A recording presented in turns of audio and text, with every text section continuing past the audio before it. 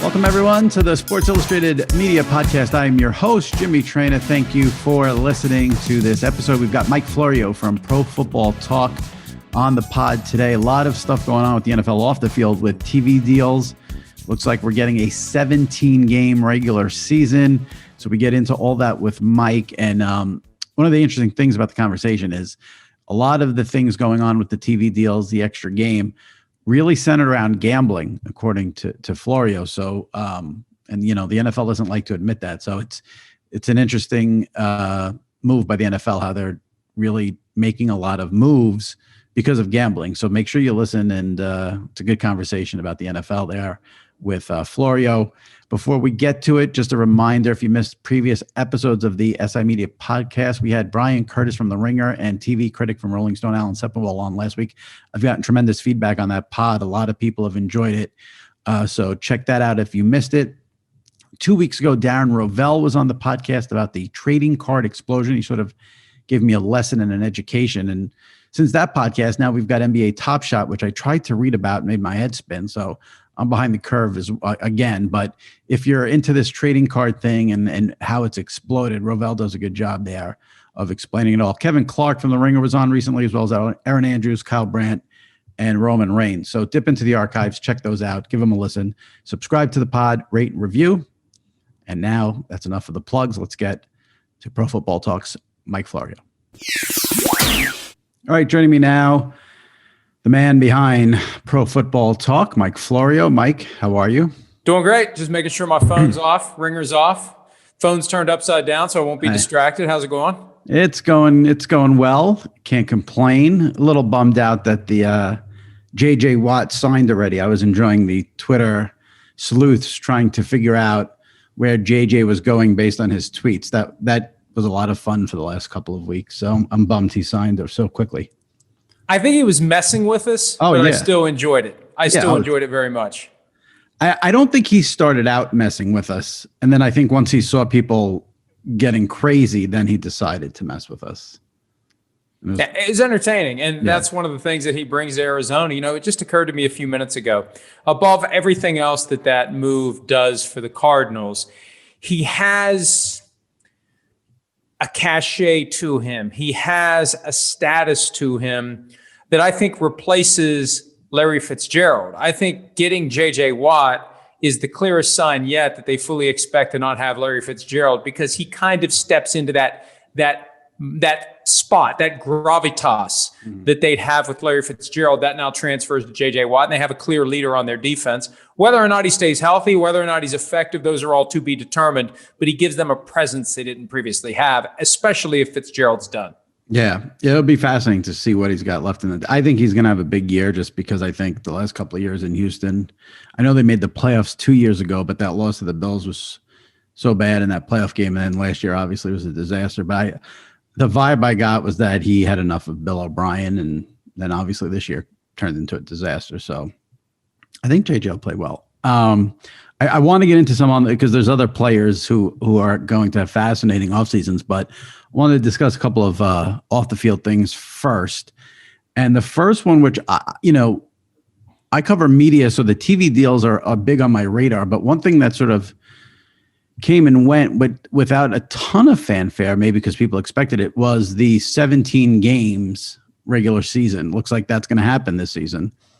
Well, let's start with this. Do you like that? Do you not like that? Where do you fall on it?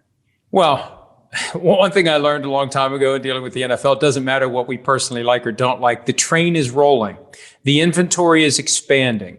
The gambling influence, I think, is a huge impetus for this. Now, the NFL had been pushing to expand the regular season for years before the U.S. Supreme Court opened the floodgates for nationwide legalized sports betting.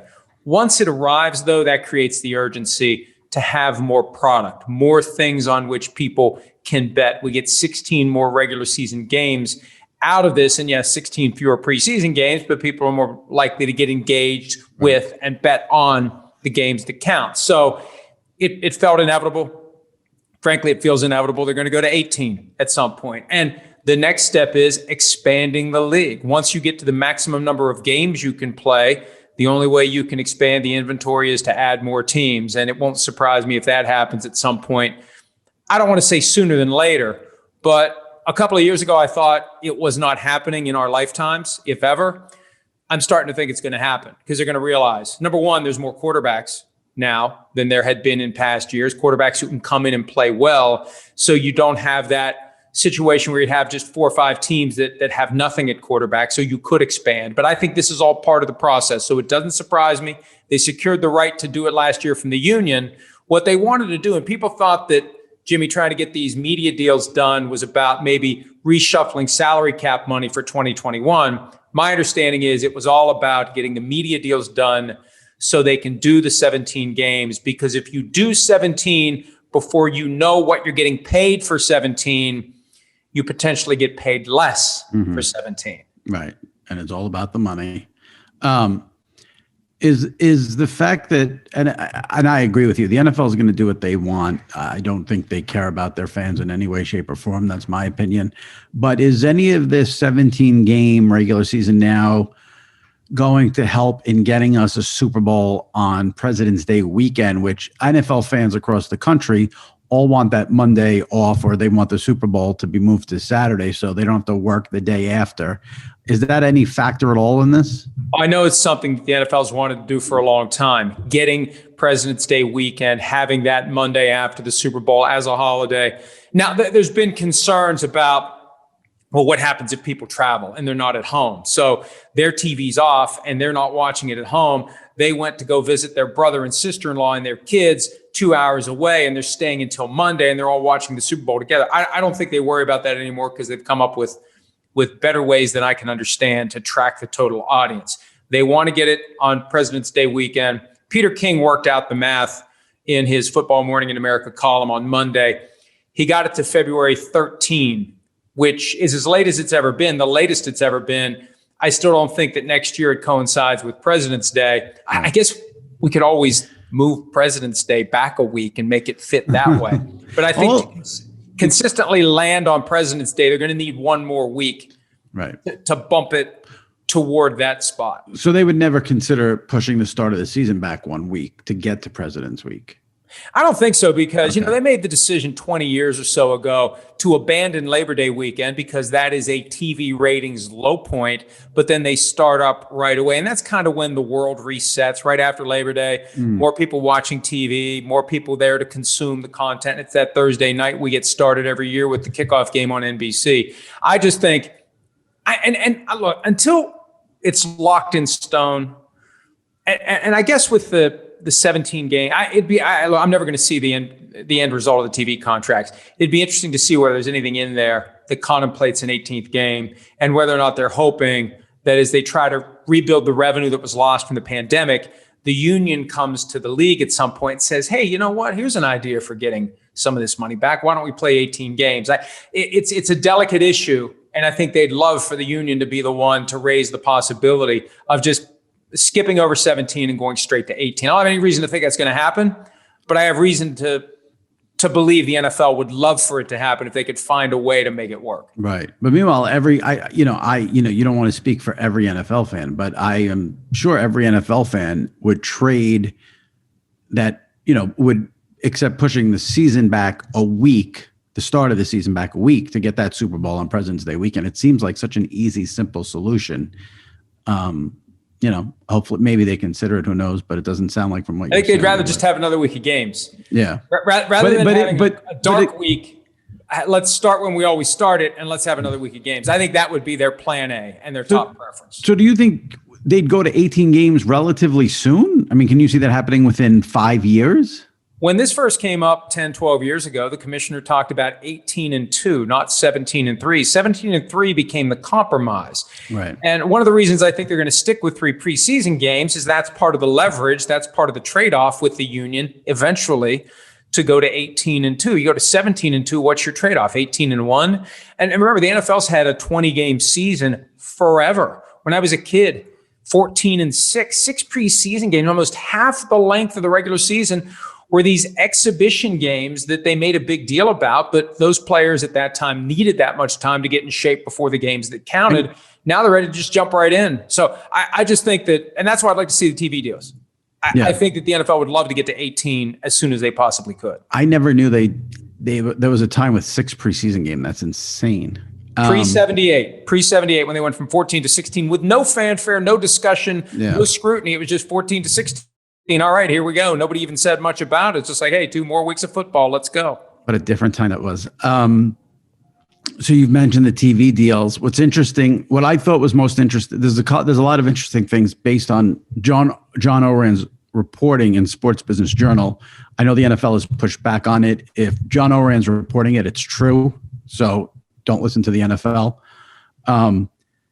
These deals not for Thursday Night Football, which is expected to just be NFL Network and Prime, but the deals for CBS, Fox, and NBC are 11-year deals, according to Oran.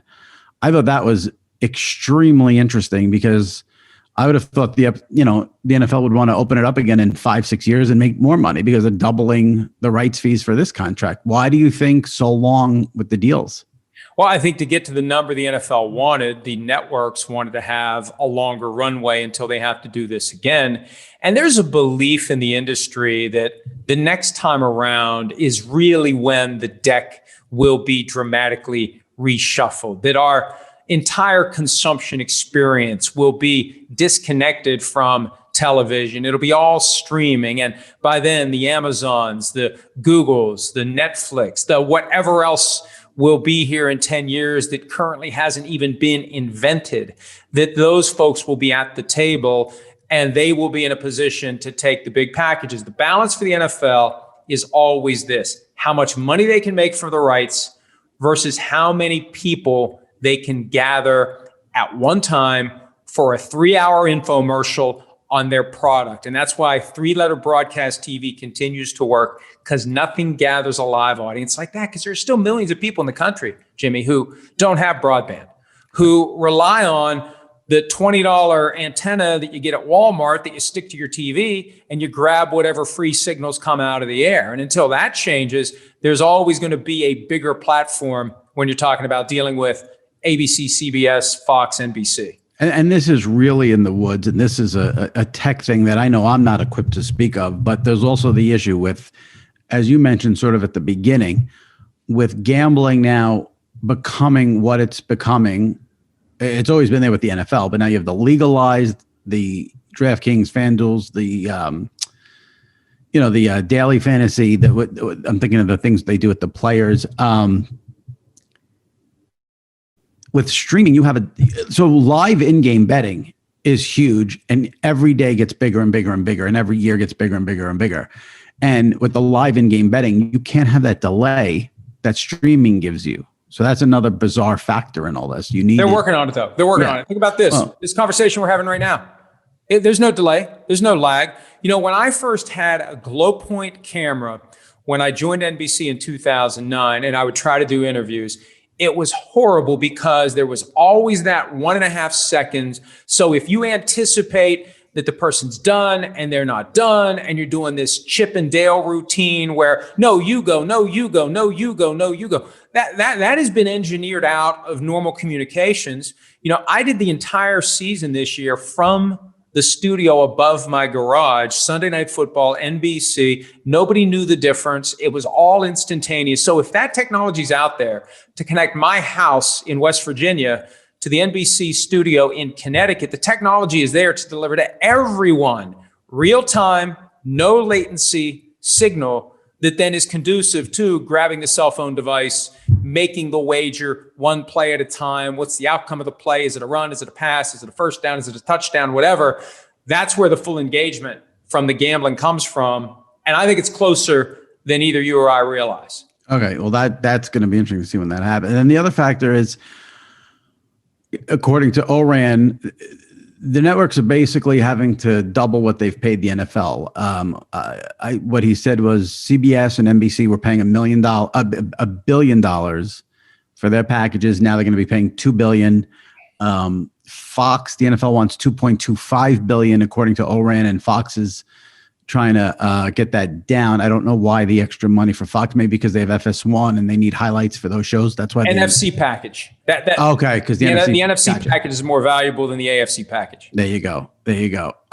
Were you surprised even a little bit that the NFL was able to get double the price this time around? They did have a 7% ratings dip this year. I don't think that's significant when you throw in pandemic. Super Bowl rating was not good at all, considering you had Brady and Mahomes, but the game was unwatchable. So I don't know how you read that. But were you surprised at all they were able to get double? Well, it did surprise me because the audience continues to fracture. When I see that the total viewership for Super Bowl 55 was 98 million, all platforms, all devices. Yep. What the hell are the other 250 million people in the country doing? Like, there's still a lot of people out there who aren't watching the signature event that the National Football League has to offer, but there's still nothing like professional football to draw an audience of 20 to 30 million together on a regular basis. So the networks can promote whatever other products they have, whether it's the stuff that's on air during the old viewing pattern schedule, or they all have their streaming services now, but whatever it is, it's a great opportunity for them to promote their stuff. And it's almost like you have to do it. If you're going to be a real network, you have to have one of these packages. And the thing that amazes me about this one, Jimmy, in past negotiations, I vaguely recall that there was always some other party hovering in the event that one of the traditional networks would say, too rich for my blood, somebody'd swoop in. The NFL was able to get these increases without this vague threat that some other major broadcaster was going to jump in and take the package. Like Monday Night Football, for example, big gap between the NFL and ESPN.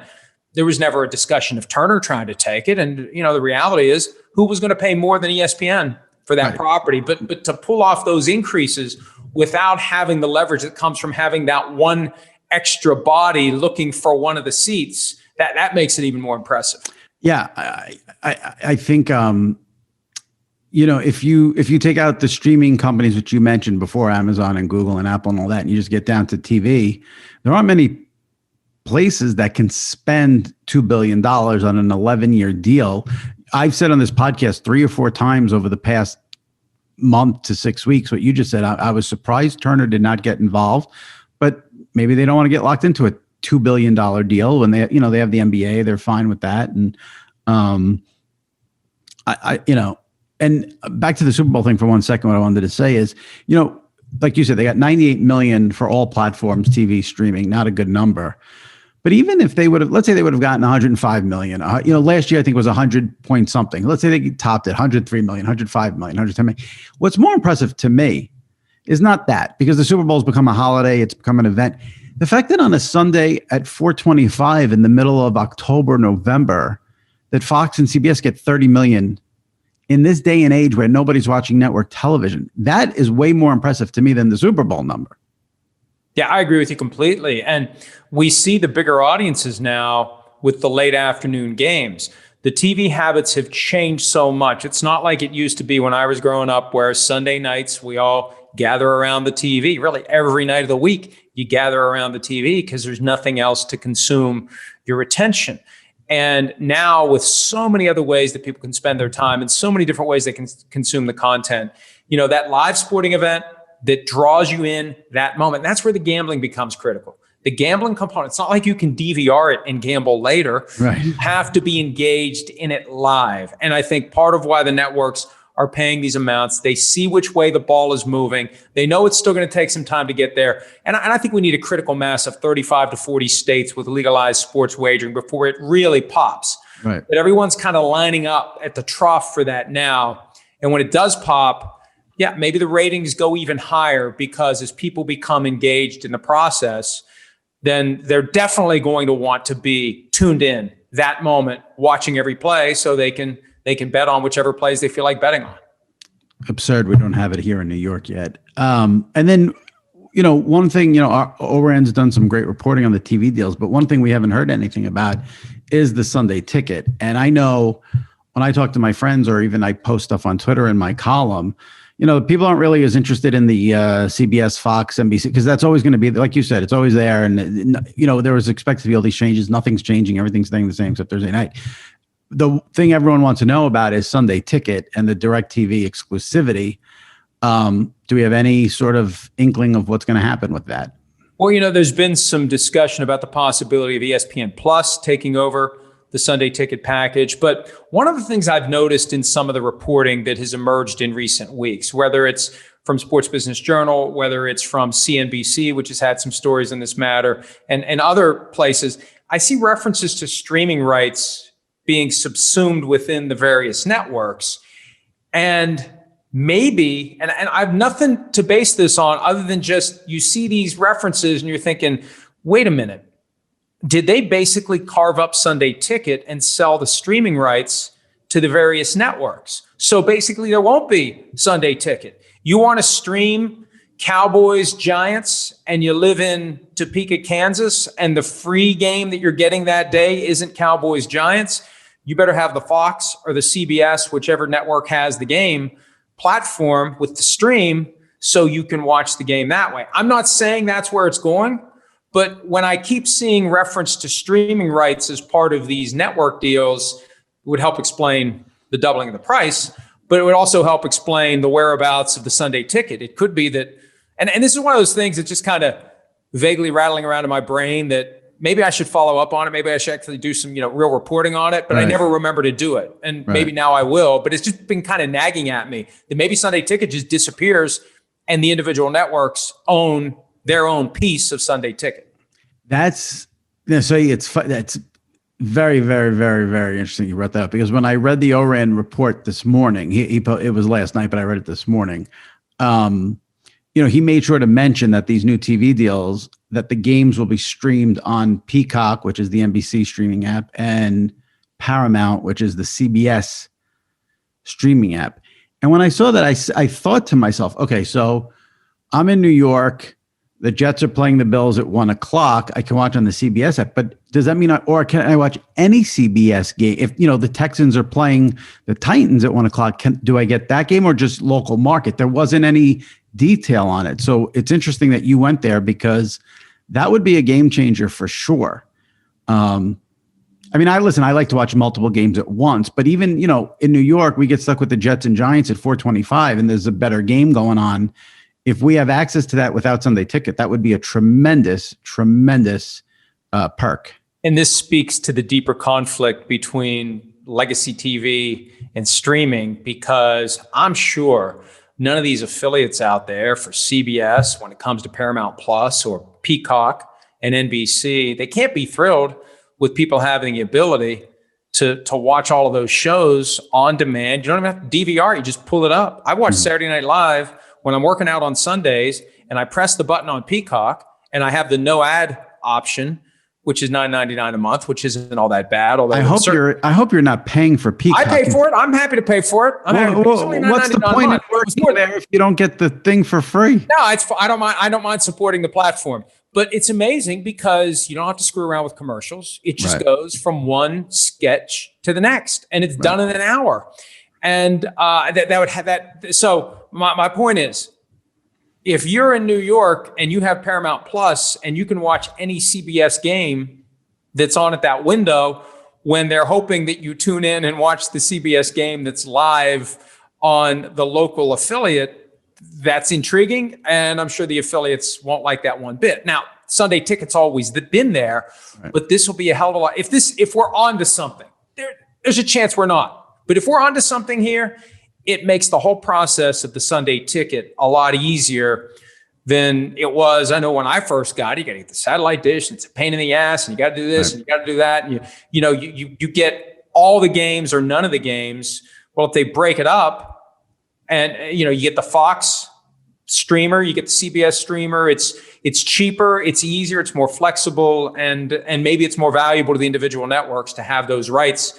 And Sunday Ticket just goes away. But I would assume Sunday Ticket in satellite form would still exist, because you've got people out in the middle of nowhere who don't have access to broadband. Right. And their satellite dish is their window to the world. And DirecTV will be out of business if they lose Sunday Ticket. Yeah. I mean, the amount of people who have DirecTV just for Sunday Ticket, they would be done. And, I think market is a big factor in this. If you're here in New York where the Jets have been a complete embarrassment for 20 or 30 years, and you're stuck every week it's not having to watch them because you have the choice. You find out ways to watch other games, but the fact that you don't have the option, you just want the option. That's what life is about. You want options.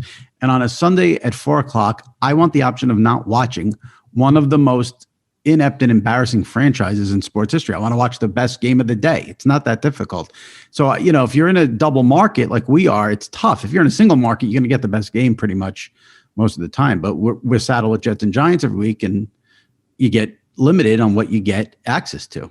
That's from the NFL's perspective, they don't care which game you're watching as long as you're watching a game. And more importantly, as long as you're wagering on a game, the ultimate end result that they're hoping for. And the other side of this too, Jimmy, and I see the potential for, and this has been vaguely mentioned but not reported on, Monday night doubleheaders on a more regular basis, because it's another window. As gambling takes off, the more games they can carve out of that 1:00 Eastern window, where it's a cluster of games all at once and you can't follow one. If you carve out new windows and you have everyone who's watching football watching only that game, maximizes the betting opportunities from home on that game. You want to be able to focus on one game. And so, they kind of tripped over some of this stuff by accident this year during the pandemic, but the Monday night doubleheader, Tuesday night games, Wednesday night games. Yeah, I don't know how far they would stretch it, but there's value in having as many games as possible being played all alone, just that game, and no other games happening at that time. Yeah. I don't need Tuesday and Wednesday, but I loved the Monday doubleheaders, the 2 or 3 times we got them this year. I loved it. Again, though, we're working from home because of a pandemic, so you could just, if you're commuting, that first game could be tough, on the East Coast. How much of this do you think is permanent, though, where people are working at home and the commute and making sure that you give people on the West Coast a chance to get home and all of this stuff? How much of that do you think even matters going forward? I don't think you're going to, I think you're going to get a lot of people who go into an office on a limited basis. I know a lot of companies, I know I'm hearing, you hear a lot about people think everything's going to be work from home. I don't think it's going to go that far. I think I think there's going to be some cases like that for sure. I think you have cases where someone maybe goes to once, twice a week. I think a lot of the work habits are going to change even after the pandemic, for sure. Well, as somebody who's been doing it for 12 years, I saw it recently phrased as it's not working from home, it's living where you work. And that is, after 12 years, I can tell you that is damn true. Yeah. Yeah. I worked from home for a couple of years. I didn't love it. I liked it most of the time, but there would be like 1 or 2 days where I'd be like, I wish I can go into an office, see some people, have some human contact. And, you need FaceTime, I think, with higher ups. I mean, you are the higher up, so you don't need that, but it's always good to get a face. I feel bad for it because we've had this here at SI. I feel bad for people who started a job during a pandemic and have never met their coworkers physically and just do it over Zoom. I think, you do definitely lose something with that. Yeah, absolutely. And you wonder where that balance is finally going to be struck and what it's going to do to commercial real estate prices and how it's going to just transform the world that we live in. But we've seen the transition made by necessity. Mm-hmm. The question is, when it's no longer a necessity, how viable will it be? Are people as productive? Well, let me tell you one thing real quickly. Yeah. Our traffic has exploded during the pandemic because it's easier for somebody who's working from home or living where they work to check out what's happening on whatever website they may peruse from time to time. When you're at work and you're worrying about the boss and, the volume comes on, you've got ads and, it's got volume, I'm going to get in trouble. I haven't gotten a complaint like that in months. I used to get that complaint all the time.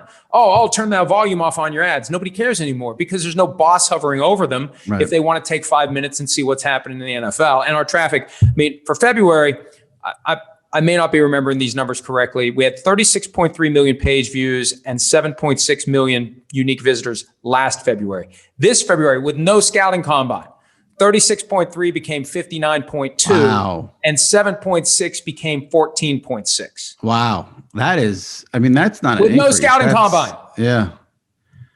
That is amazing. That is a huge. That is, wow. It's funny. I wanted to ask you too. The NBA has sort of become this thing where, like, the offseason, it gets more buzz and traffic, generates more traffic than the regular season with all of the movement. I mean, the NFL is hitting the jackpot this year because you have J.J. Watt on the move. Deshaun Watson is expected to get on the move. There's a chance Russell Wilson. Is that stuff major traffic generated? The rumors and the where is this person going and is that almost as big as in season for you, or is in season still more of a bread and butter? When we got started, Jimmy, it was off season that was the main driver, because in the off season, football fans are looking for their fix and they're not going to get it watching games. So what's going on? Who's going where? Who's looking at this guy? Who's considering that guy? Our biggest months were always March and April. Now that has changed over time and it's more of a smooth pattern. But this month that just ended, I think one of the reasons we saw such a big spike, in addition to the fact that people are working at home and it's easier to take that break and see what's happening. It's almost like we joke about this on our morning show on Peacock, PFT Live. It's almost like they all got together and decided which day of the week they're going to command the news cycle. Today it's Ben Roethlisberger. Tomorrow it's Deshaun Watson. Then it's Russell Wilson. Then it's J.J. Watt. And then it's his Drew Brees actually retiring. I mean, it fits. It's not like it all hits at once. Right. Every day of the week, there's some other player who may or may not be retiring, may or may not be getting traded, may or may not be leaving, that ends up being the focal point for that day. Yeah. I feel like we get so tied up in the serious aspect of sports, but it is fun. Like, I know people were like, there was, maybe some people who didn't find the JJ Watt stuff amusing and like thinking it's ridiculous. How could you not have a laugh at that? It's harmless fun at that point. I mean, I thought it was great stuff. And there's sort of this undercurrent, this vibe of like a Watson who signs a contract, then he wants out, and there's some but listen, it's good for business. Like, putting players like that on the move is good for us and the NFL. Oh, absolutely. Even if he never moves, the fact that it's a talking point, the fact that it's generating interest, it naturally generates interest. I remember after the NFC Championship game, when the Buccaneers beat the Packers could have won the game, deflating loss. Aaron Rodgers makes these vague, cryptic comments about his future. And that's news. That's huge. And there are people who are in this industry who rely on people being interested in the things we talk about and the things we write about. They were doing everything they could to shout it down, like they didn't want to be bothered with it. It's like, are you kidding me? This is what we're here for. Right. We are here to, and you don't want to be inauthentic about it, but when a real story drops in your lap, you don't turn up your nose at it because you don't feel like working on it. You wrap your arms and legs around it and say, let's go. Let's ride this rocket as far as it'll fly. Right. And with Aaron Rodgers, it didn't fly all that far. But still, when those things come along, whether it's Deshaun Watson, Aaron Rodgers, Russell Wilson, whatever, we're here to draw those stories out, flesh them out, get people interested, get them coming back. That's the whole point. And we wouldn't do it if people didn't respond. And we wouldn't do it if people didn't respond to it. Right. And, I mean, the thirst is there for that. I mean, I can tell you this. I looked yesterday at my traffic report for February. My most read story in February was about the tweet J.J. Watt sent of T.J. Watt shoveling snow. I mean, that's, and my second most read story in February was Troy Aikman blasting Michael Silver. I mean, that's what which was fun, by the way. Yes, it was.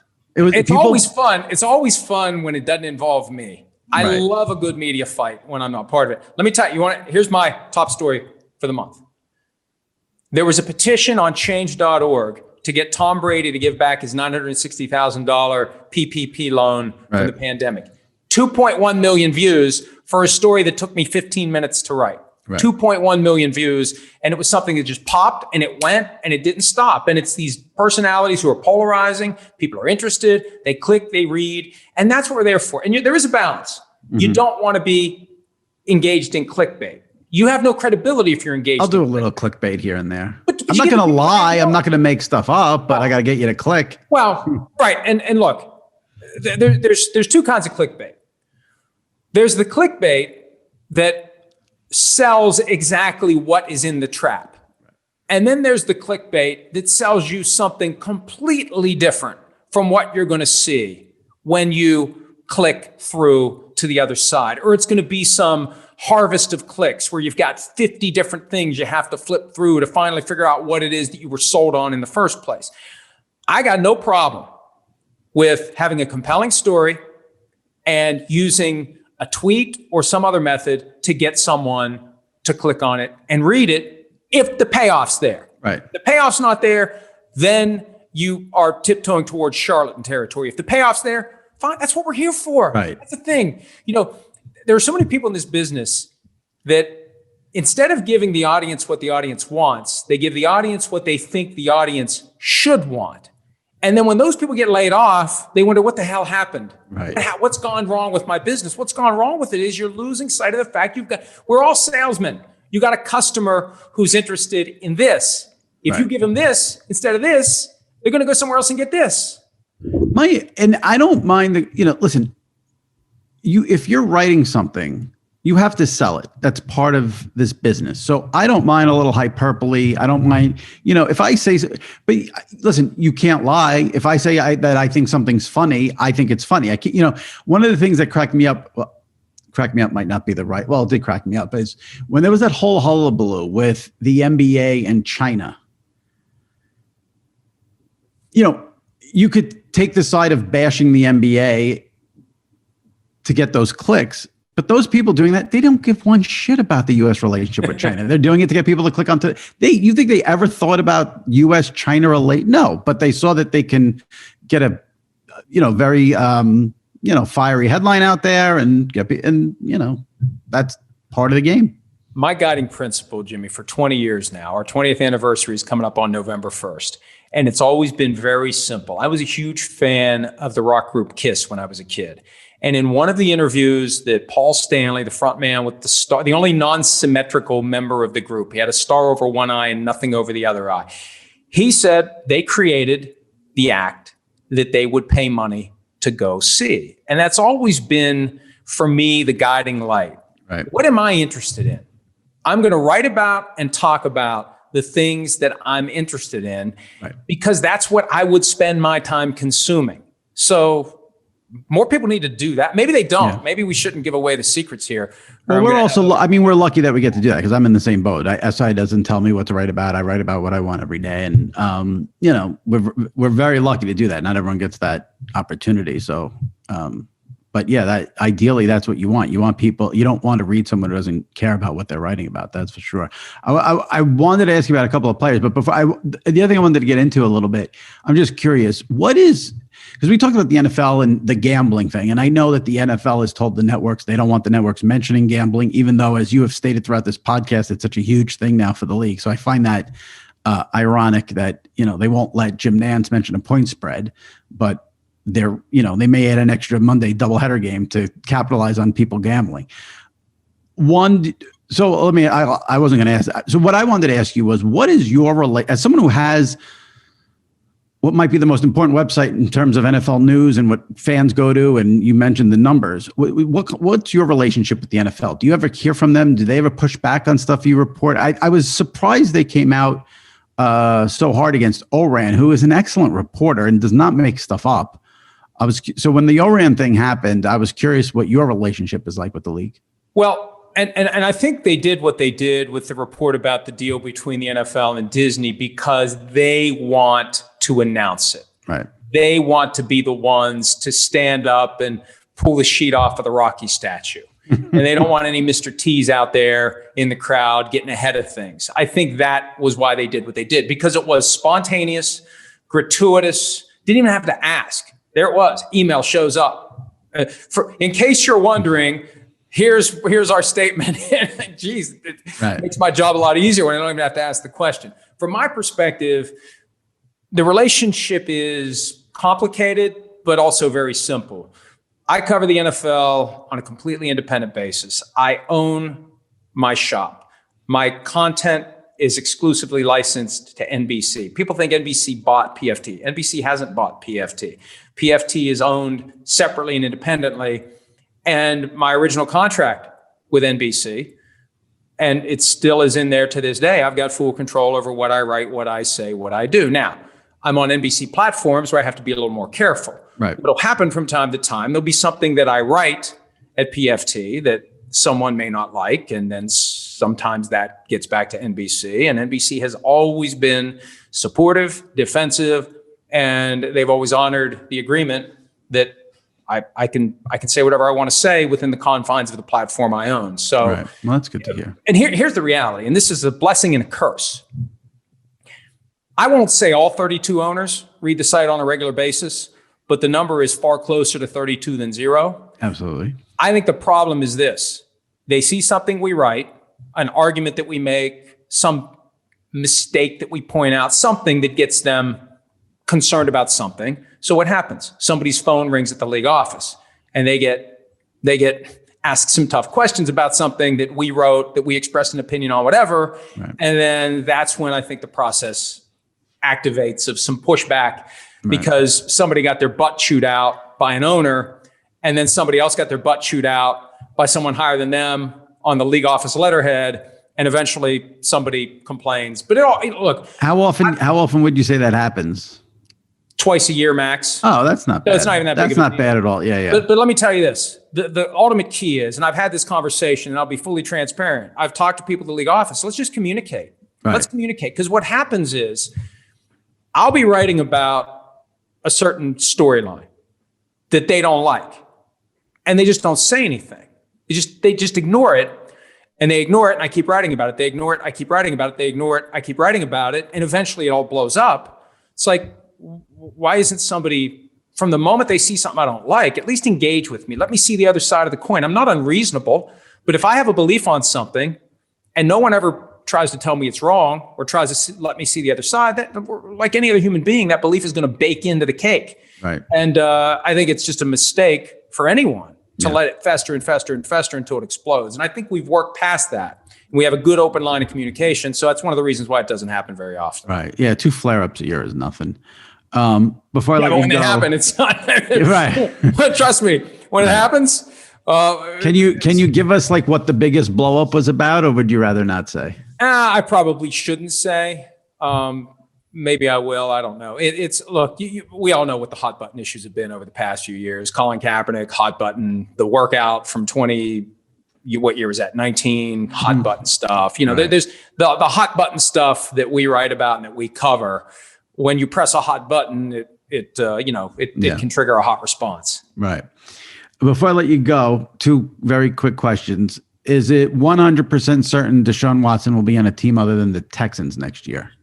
I think it's 100% certain he won't play for the Texans. And I don't know why the Texans won't accept that. They're the kid, and I was that kid, who sees the little pilot light cap on the stove and is determined to put his finger on it, even while mom says, you're going to burn your finger, you're going to burn your finger. Sometimes you just got to burn your finger to realize what's going on. And I don't know whether this is some elaborate ruse by the Texans to maximize leverage, or they think that Deshaun Watson won't pay back money, won't forego salary, can't be serious about this. How can he not want to play for us? We're the Texans, that kind of thing. But I think he's determined to not play for the Texans. And I was going to say, I've seen no reporting to suggest otherwise. Yeah, and I know, SI has been at the forefront, not me, my colleagues on the NFL beat, of reporting out that Easterby guy is just a weirdo. So I don't know why they would think Deshaun Watson was bluffing here when you can see the organization from the inside is a complete mess. And then the other one is Russell Wilson. Will he be a Seahawk next year, or is there no chance? I think that once the Seahawks realize it's inevitable he's going to leave at some point, whether it's next year, the year after that, that's when you start looking at what you can get and make it happen now. And the problem is, if they wait until it's too obvious that he's leaving, then you're like the Eagles with Carson Wentz, and it's impossible to maximize your leverage. For now, you've got 4 teams that he's identified through his agent. You've got a Seahawks organization that has said nothing. So we really don't know whether they're looking to trade him or not trade him. I think they just sit back and wait for offers. But I think once they know it's inevitable, that's when it happens. And the point that I came to when I read all of the story from The Athletic from last Thursday, if the Seahawks don't view Russell Wilson the way that Russell Wilson views Russell Wilson, trade him to a team that views him that way, because that team is necessarily going to offer you more than they should. And you're going to look at it, you're going to say, holy crap, they're stupid. for offering us that. Right. And I think that's what it comes down to. I think it's why the Bears are in play here, because they've got the Chiefs offense with Matt Nagy in Chicago. Russell Wilson wants to be Patrick Mahomes, and he thinks he can be Patrick Mahomes, and he wants the offense to run through him, not run the ball, play action pass. He wants the offense to be designed to maximize his skills the way the Kansas City offense is designed to maximize Patrick Mahomes. That's what he's looking for, and he doesn't have it in Seattle, and I think that's why we're seeing and hearing all of these things about him wanting out. Yeah, I got a kick out of his agent going to Schefter with the teams that he would be traded to. I thought that was a interesting. I don't want to be traded. I'm happy in Seattle, but here's where I'll go. In the event there were to be a trade, Yeah. I mean, it's the clearest signal. Those four teams, and they all should be trying to figure out what they can do to get Russell Wilson. If I'm the Saints, I just call up the Seahawks and I say, tell me what you want. Because the Saints may have some guys they're going to cut anyway for cap reasons. Mm-hmm. If the Seahawks say we want Cam Jordan or we want this guy, not that they're going to cut Cam Jordan, that's just a name I'm thinking of, but let's say they happen to mention 2 or 3 names of guys the Saints are already going to part ways with. Problem solved. Just put them in the trade package. Yeah. Well, those two will be interesting, and I'm sure they'll drive a ton of traffic to Pro Football Talk, so that's good for you. And I appreciate you coming on. I enjoyed this conversation. NFL, even in the middle of February, March, still what everyone cares about. Absolutely. Yeah. All right. Thanks, Mike. I appreciate it. Great talking to you anytime. Take care. All right. My thanks to Mike Florio. Good conversation there about the NFL. It's amazing how much of the league is centering everything around gambling now. Very, very interesting. So good stuff there by Florio. If you missed last week's episode, we had Brian Curtis from The Ringer and Alan Sepinwall, TV critic from Rolling Stone, on the podcast. A lot of people seem to like that pod based on feedback I've gotten, so check that out. 2 weeks ago, Darren Rovell on the trading card explosion and sort of educates us on what's going on with that. Kevin Clark from The Ringer, Aaron Andrews, Kyle Brandt, Roman Reigns, all recent guests. If you missed any of those interviews, go into the archives, check those out, and subscribe to the SI Media podcast. All right, that wraps it up. We'll see you next week. Stay safe and be well. Take care.